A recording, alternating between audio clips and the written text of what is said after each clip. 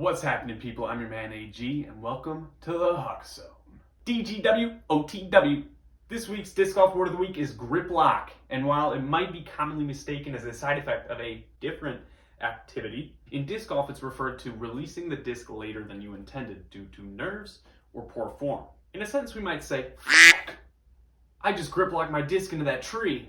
Or, no, Mom, I haven't been getting into the syrup again. It was just grip lock.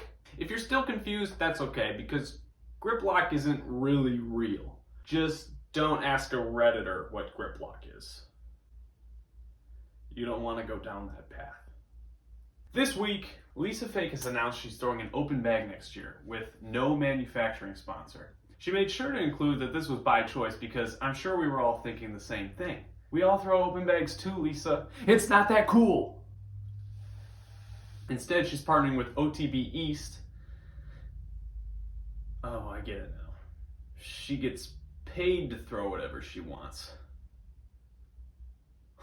Niklas Antila. I'm pretty good at that pronunciation, by the way. Antila. Niklas Antila. Niklas Antila. Re-signed with Discmania on a 4-year deal. I can't be the only one who thought he was leaving, right? I mean, this is the classic bon voyage post every disc golfer makes. Free agency in disc golf is strange. You never see in other sports a player enter the free agent market and immediately post a thank you and appreciation for their previous team or sponsor. You don't see that in other sports. Imagine LeBron James. As soon as he hits the free agent market, it's, oh, thank you, Cleveland, for everything. You've been so great. I'm so gracious to have had such an incredible fan base. And then a month later, he just signs with Cleveland again. Imagine the turmoil that fan base would have been through. That just doesn't happen. I don't know why it happens in disc golf, but it is the way it is, and I think Antila re-signing with the Shield is a very good thing for disc golf. Parker Welk signed with DGA and then immediately went out and won the Shelly Sharp Memorial out in Scottsdale. That's a good win over some good players. And Peter, homie, what happened? Shout out Peter, though. He let me use his Zin can as a mini one time in a tournament. Peter, I couldn't have lost to you without it. Survey time! How do we feel about tuna casserole? Love it? Hate it? Well, if I don't eat it, you'll eat it, right? In semi-relevant news, Drew Gibson issued a long-winded and heartfelt message after being offended by posts specifically made by Ken Climo, or more likely, Terry Miller's burner account. The funny thing is, Gibson's not the only person subjected to this tomfoolery, as Brody Smith and other figures in the sport have also been targeted by the champ.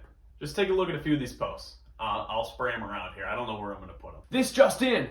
Here's a picture of my fan. Oh, sorry. Here's a picture of my fan. Here's a picture of my credit. Here's a picture of my name. Here's a picture of my span. Here's a picture of my plan. Here's a picture of a Neanderthal man. Here is a picture of the capital of Turkmenistan. The World Distance Invitational released on Jomez this week. Guys, Anthony Barella is just in a league of his own. A fully rested 9 hours of sleep Kevin Jones showed that he can compete with 99.9% of the world in terms of disc golf throwing distance. But Anthony Barella, man, he throws far. Eliezer Midling in the future is going to set the bar for distance in FPO. Once her career starts to take off, man, she just throws like no other FPO player can. The closest I would say is probably Paige Pierce. It is something special to watch. Ella Hansen did take down the Invitational, but the actual championship was won by Eliezer Midling. Oh, wait, guys, I'm getting word of a major scientific breakthrough. This is crazy. The first ever major scientific breakthrough to ever be reported by a random disc golf channel. Here it is, guys. In collaboration with the chemistry department of Hustlers University, we have finally found it. The Uppest Park. Use promo code AG15 for 15% off your next order at Upper Park Disc Golf. Guys, there's also a link down in the description. If you use that, you'll be shopping with me. You'll get a discount, you'll help a broke college guy out, and you'll get a pretty sweet product, newly infused with the newest scientific discovery. I don't know, guys, it's a pretty sweet product. Use it, 50% off, help a boy out, code AG15. What's happening? This weekend, the Maricopa Open takes place down in Arizona. If you weren't sick of watching the same 4 players yet, get ready to watch them again. Anthony Barella, Aaron Gossage, Parker Welk, and Andrew Marweed lead the notable names in the field. There's also Jordan Castro and Tristan Tanner, and a bunch of other names that you've seen before, but you don't really know who they are. I can't be the only one that feels like every tournament in Arizona is the same. I mean, from a player's perspective, I know that's not entirely true, but as a fan, watching Heisers in the desert does get a little boring.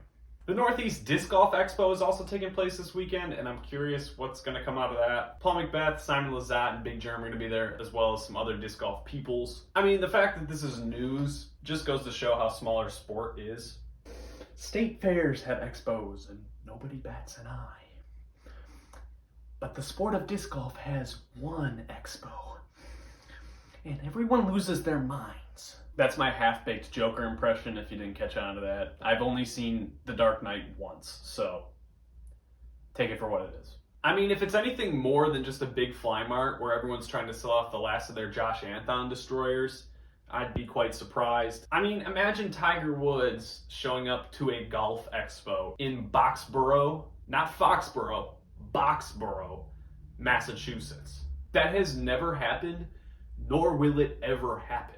But hey, I guess we gotta make do with what we got, and if it's a big deal, it's a big deal. Anyways, that's gonna wrap it up for what I've got for you in this week's iteration of the Huck Zone. If you still wanna know why I think Nikola Castro's creepy, and you haven't figured that out for yourself, tune in next week and I'll finally break that down. Hey, drop a follow to me on Instagram as well at Aiden.Gajewski. Hit that sub button on this channel too if you wanna see more of the Huck Zone. And remember, only Huck inside courses or fields. Later.